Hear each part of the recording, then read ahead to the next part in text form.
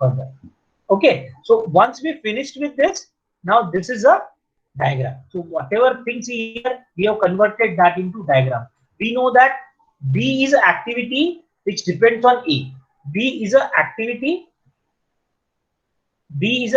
which depends on A. एक minute मैं इसको ना दो विंडो में चालू कर देता हूँ, you can understand it in a better way. So now in this you can see that A is the first activity which has come here. Now next to that B depends on A, so B depends on A, and C as well depends on A. So C as well depends on A, and C not at all depend on B. C is an activity which does not depend on B. तो ये C activity does not depend on B, तो ये अलग बात हो गई यहाँ से. A got this here, B got this here. Now next to that is D is an activity which depends on B, so D is an activity which depends on B. E is an activity which depends on B, E is an activity which depends on D. F is an activity which comes after C, F is an activity which comes after C. And then G is an activity which has a predecessors as E and F. So G has an activity which has predecessors as E and F. So G is an activity which is having two successors, H and I. So H and I, तो यहां से ये गया. Then next to that is J. H and I will produce J and then K. So how many paths are there? So there could be multiple paths. देखो एक ये path हो गया, है ना? Then A, B, D, E, G, I, J, K. This is one path. Another path is A, B, D, E, G, H, J, K. This is another path. Okay, this could be one path. A, C, F, G, H, J, K.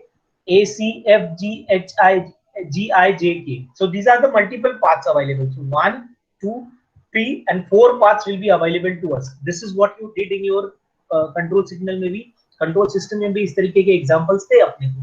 So बस lesson what similar thing is happening here. तो एक बार अपना ये network diagram बन गया.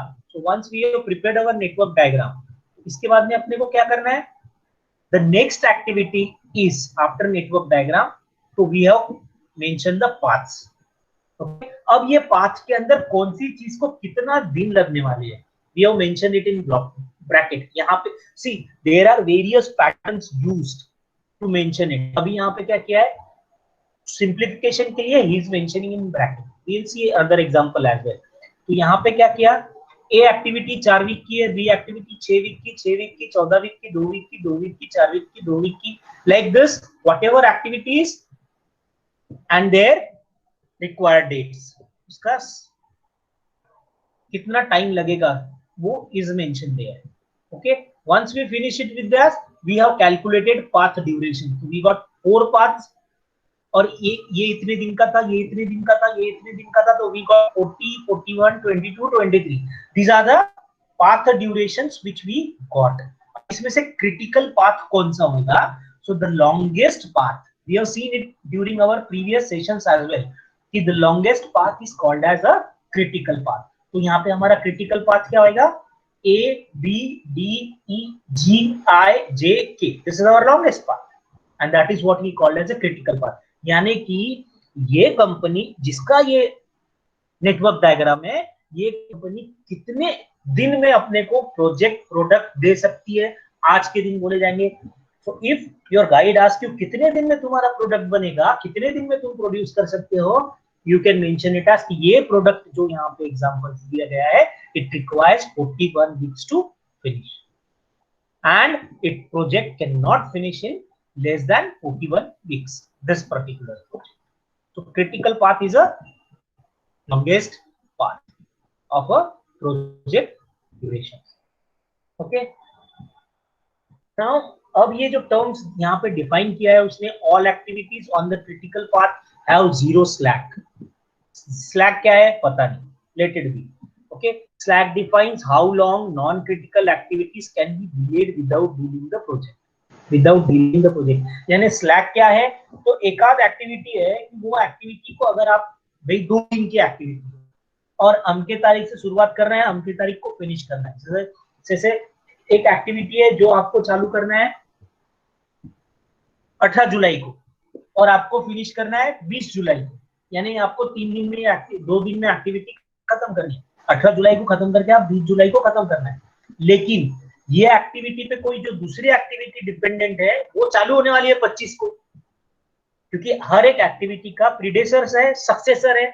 तो आपकी जो एक्टिविटी 2 दिन की थी, जो आपने 18 तारीख को चालू की, आपकी 20 तारीख को खत्म होने वाली थी, ये एक्टिविटी के आगे वाली जो एक्टिविटी वो 25 को चालू होने वाली है। तो आपके 5 दिन का स्लैक हो गया, यू 5 डेज स्लैक। तो आप 5 दिन, ये जो प्रोजेक्ट है आप यानी 2 दिन करना है, आप इसको कभी भी शुरुआत कर सकते हो। यू स्टार्ट इट 18 को, 19 को, 20 को, 21 को, 22 को, 23 को। अगर आपने इसको 24 को चालू किया तो क्या होगा, देन पूरा प्रोजेक्ट डिले हो जाएगा।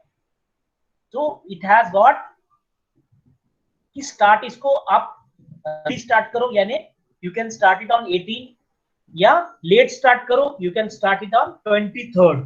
18 को चालू कर सकते हो, 23 को चालू कर सकते हो।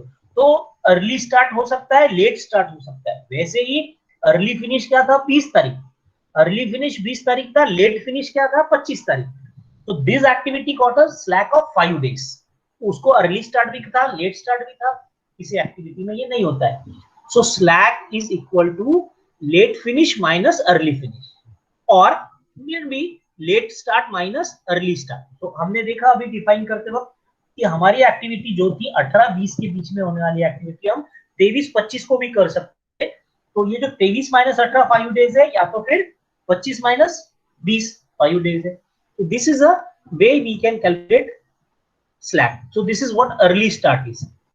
Then early finish, then late start, and then late finish. All these definitions comes there. So all activities on the critical path have zero slack.